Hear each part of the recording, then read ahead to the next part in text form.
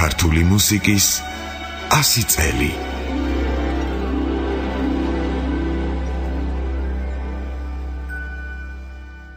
ლალი გაბუნია გესაუბრებათ.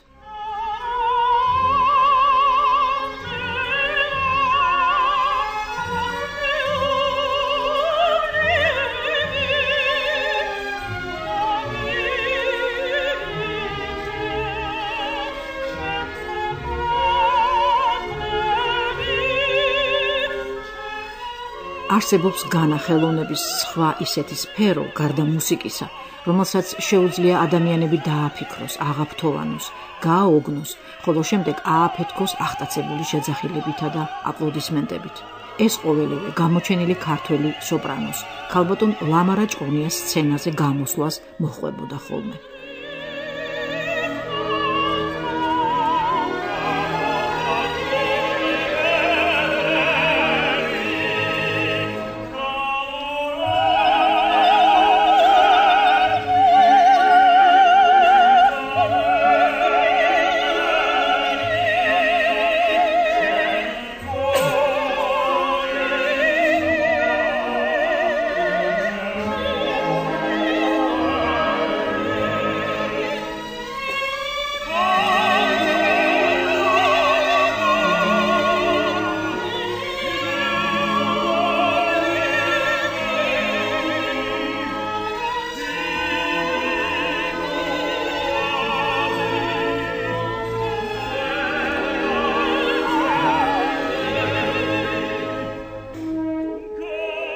თქვენ ახლა ისმენდით მაროსა და მალხაზის სცენას ზაქარია ფალიაშვილის ოპერა დაისიდან, რომელიც ჩაიწერა ლამარა ჭყონიას მეასე სპექტაკლის აღსანიშნავ საღამოზე მოსკოვში, ლამარა ჭყონიასა და ალექსანდრე ხომერიკის შესრულებით.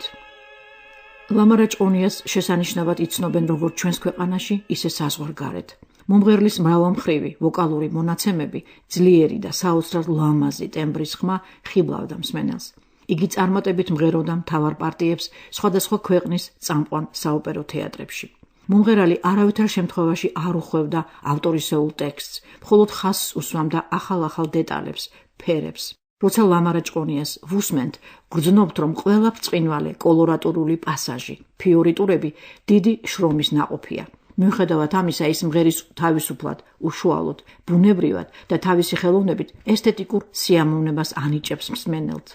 35 წლის წინ მუსიკალურ ხელოვნებაში უდიდესი წვლილისათვის ლამარა ჭყონიას მედეა ამირანაშვილთან ერთად მაშინდელი უმაღლესი ჯილდო ხელოვნებაში საბჭოთა კავშირის სახალხო არტისტის წოდება მიანიჭეს. რადიოჟურნალ ჩანგის არქივში მოვიძიეთ მომღერლის ინტერვიუ ამ ფაქტთან დაკავშირებით. თუმცა მაშინ საუბარი შეეხო აგრეთვე მომღერლის იდეალს, მოღვაწეობას კიევში, საყვარელ როლებს და პირველ ჩაწერას საქართველოს რადიოში. იცით რა, მე გეტყვით სიმართლეს, რაღაც გაოგნებული დავდიოდი. ვერ განვიცადე ისეთი დიდი სიხარული უცბად.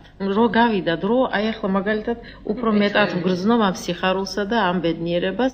შალიაპინი არის ჩემი ვოკალური ხელოვნების იდეალი, დიახ. მასში ყოველთვის მომწონდა შინაარსიანი სიმღერა. შინაარსიანი შემართებითი სიმღერა, გამსჭვალული დიდი გრძნობითა და გულწრფელობით. კიევის თეატრი და საერთოდ კიევი ჩემთვის იქცა მეორე სამშობლო. იქ ისეთი დიდი მოღვაწეები დამხვდნენ სცენაზე, როგორც იყო ზოია გაიდაი, გრიშკო, გმირა, ჩავდარი, თუ გნებავთ ახალგაზრდებში მიროშნიჩენკო, ბელა რუდენკო, რომ ძალზე უნიჭო უნდა იყოს ადამიანი, რომ მათგან რაიმე არ ისწავლოს და არ შეითვისოს. ეს პარტია დღემდე მაღელვებს, დღემდე აუარება ახალ მსახიობური ნიუანსები შემიძლია ვნახო და კიდევაც პოულობ. საოპერო მუსიკის და საოპერო როლებისა და რეპერტუარის გარდა მე ყოველთვის დიდ მნიშვნელობას ვაძლევდი კამერულ მუსიკას, კონცერტებზე გამოსვლებს, სოლო კონცერტებსა და გალა კონცერტებზე გამოსვლებს.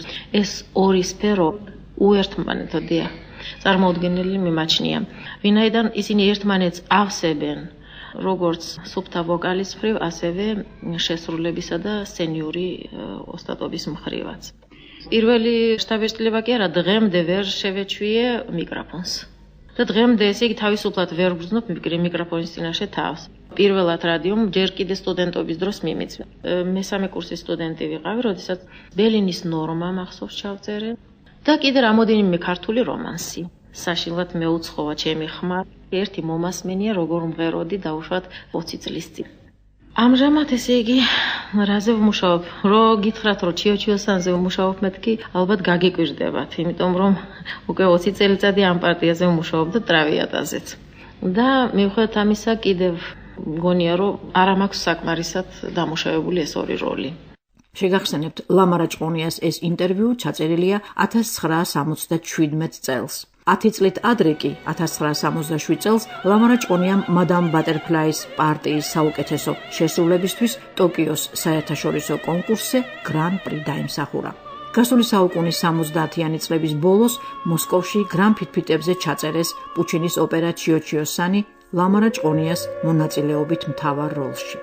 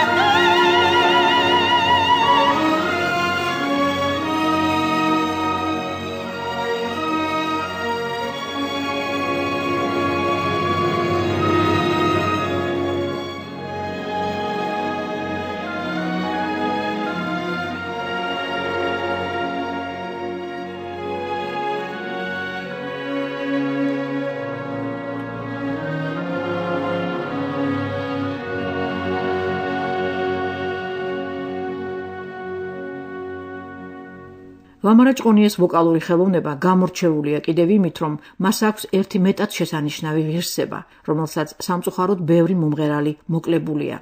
ეს არის საოცრად დიდი მუშაობა სიტყვაზე, ბრწყინვალე დიქცია, სიტყვისა და ბგერის აბსოლუტური შერწყმა. ამჟამად ლამარა ჭყონია ესპანეთში ცხოვრობს. მისი მოწაფეები არიან მისი ქალიშვილები, ეთერ და ნატო ჭყონიები, რომლებიც ასევე უცხოეთში მოღვაწეობენ, მღერიან ესპანეთისა და ავსტრიის საოპერო თეატრების სცენებზე. გადაცემის ბოლოს გვინდა მიულოცოთ ქალბატონ ლამარას დაბადების დღე და მისი შესრულებით შემოგთავაზოთ ლუის ვიერნეს ჩიტების ვალსი. მე კი გემშვიდობებით გესაუბრებოდათ ლალი გაბუნია.